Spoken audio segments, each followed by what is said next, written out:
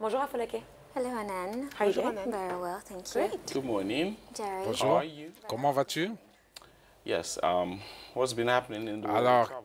qu'est-ce qui se passe dans le monde du transport, du voyage? Mauritanian desert and the fact that tourists are coming back to the country. Oh, that's pretty good. Well, first of all, on the global level, the number of Le tourists nombre de in the touristes world dans le monde a increased by augmenté de 7% 7% en 2017. the C'est le chiffre highest le in plus 7 élevé en years 7 ans according to selon the l'Organisation mondiale du tourisme.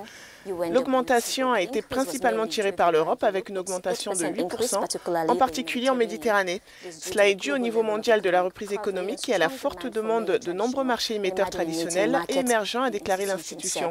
L'OMT a également souligné les bons résultats de l'Afrique avec une augmentation de 8%, souligne le rapport avec la reprise du tourisme en Égypte et en Tunisie, après une forte baisse les années précédentes due aux attaques terroristes. Je suppose que ce retour au calme a aussi provoqué un afflux de touristes dans le Sahara mauritanien et c'est ce que nous allons voir aujourd'hui.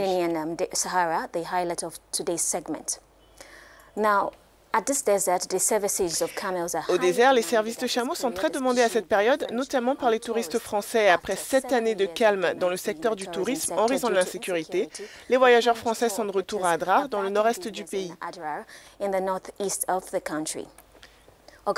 Les voyages organisés ont fait un retour remarquable depuis Noël. Ceci est principalement dû à la décision prise par le ministère français des Affaires étrangères en mars 2017 de faciliter la recommandation aux voyageurs sur cette partie du désert qui était une destination touristique très populaire. Ce changement est suffisant pour relancer les circuits selon plusieurs agences françaises spécialisées dans les voyages d'aventure et pour les adeptes des destinations sahariennes. Au milieu des années 2000, l'Adrar recevait jusqu'à 14 000 visiteurs par an, ce qui est principalement dû au lien historique entre les deux pays. Je vous rappelle que la Mauritanie est une ancienne colonie française. Mais la destination s'est effondrée avec la multiplication des attaques djihadistes et notamment le meurtre de 4 Français en 2007.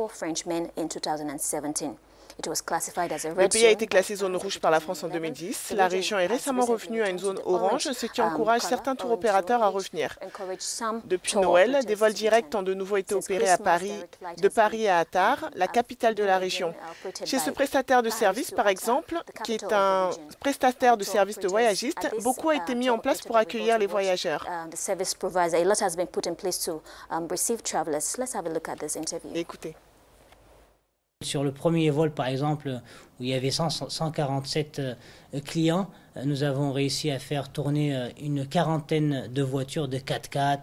On a réussi à faire 20 guides, départ de 20 guides, 20 cuisiniers.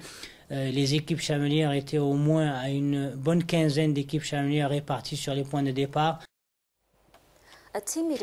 Un rétablissement timide mais important pour l'Adrar. Avec la cessation du tourisme, l'économie de la région s'est effondrée. Le grand défi maintenant, c'est de prouver que la Mauritanie a fait les efforts nécessaires pour assurer la sécurité.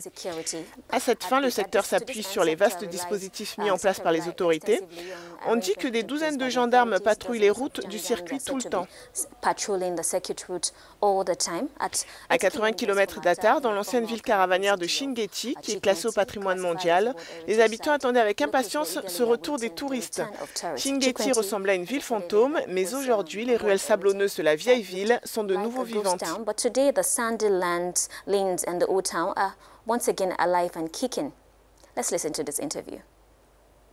Nous sommes restés en léthargie pendant presque une décennie.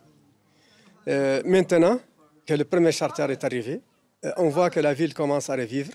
Et on voit les petites échoppes dans lesquelles on vend des objets traditionnels fleurir un peu partout. On voit les visages aussi sourire. Au début du mois de janvier, plus de 1000 personnes étaient déjà enregistrées pour des voyages organisés. Pour soutenir cette relance, l'État mauritanien contribue pour près de 350 000 € à la location d'avions par Point Afrique, selon l'Office mauritanien du tourisme. Les spécialistes du secteur du tourisme espèrent que le retour des Français motivera d'autres nationalités. C'est tout pour la chronique travel d'aujourd'hui. Merci beaucoup, Afolake. Vous savez que je viens de l'Adrar, moi, dans cette région-là, donc c'est plutôt une bonne chose que le tourisme recommence. Mais en Algérie. I'm saying that I'm coming from that region in southern Algeria and Mauritania, and I'm pretty happy that it's, gaining tourism. Yes, picking up again. Yes.